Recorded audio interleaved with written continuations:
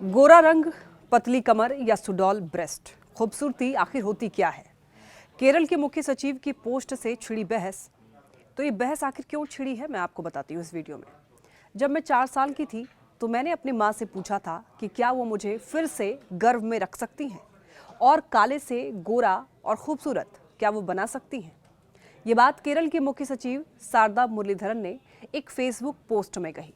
दरअसल किसी ने शारदा के कार्यकाल पर सवाल उठाते हुए उनके रंग पर कमेंट किया था। शारदा ने कहा कि ये स्वीकार करना जरूरी है कि कालापन ऐसी चीज है जो मूल्यवान और सुंदर है। सुंदरता आखिर है क्या, इसमें शरीर के रंग और बनावट की क्या भूमिका है और समय के साथ कैसे कैसे बदलते हैं खूबसूरती के पैमाने, इस वीडियो में यही जानेंगे।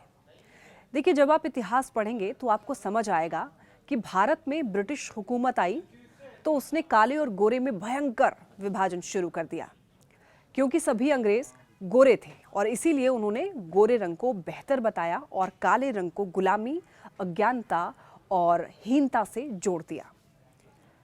उनकी देखा देखी भारत के उच्च वर्ग ने भी इसी विचार को अपना लिया, क्योंकि वो अंग्रेजी शासकों के करीब रहना चाहते थे।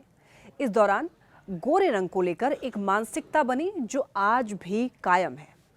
आज़ादी के बाद ये धारणा और ज़्यादा मजबूत हो गई और खासकर फिल्म उद्योग और विज्ञापनों के जरिए 1978 में फेयर एंड लवली जैसे क्रीम की शुरुआत ने गोरेपन को बड़ा बिजनेस बना दिया। बॉलीवुड ने भी गोरे कलाकारों को खूबसूरत बताया गया, जिससे आम लोगों में ये चाहत और ज़्यादा बढ़ गई।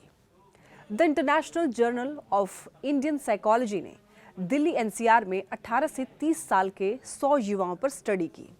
इस रिसर्च में ये पता चला कि लोग अपने रंग के हिसाब से ही सुंदरता की पसंद तय करते हैं।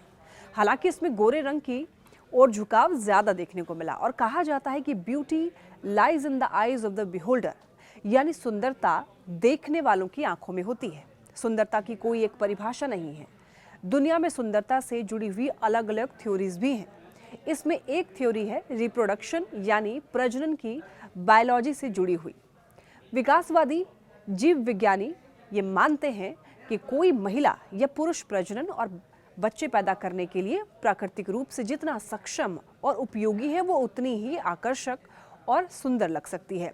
इसी वजह से महिलाओं में सुंदरता के लिए सुडौल स्तन, लंबे बाल, सुराही जैसे गर्दन, चेहरे की सिमेट्री और साथ ही साथ बड़ा पेल्विक जैसे पैरामीटर इवॉल्व हुए। और इसी तरह पुरुषों में लंबा कद, गठीला शरीर, भारी आवाज, घने काले बाल और चेहरे की सिमेट्री जैसे पैमाने इवॉल्व हुए। और खूबसूरती के कुछ पैमाने और मानक जो है लगातार बदलते रहते हैं।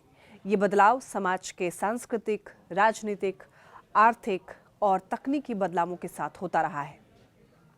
क्या आपके मन में ये सवाल नहीं आता कि अगर गोरा दिखना असल खूबसूरती नहीं है तो इस पर बात क्यों नहीं होती?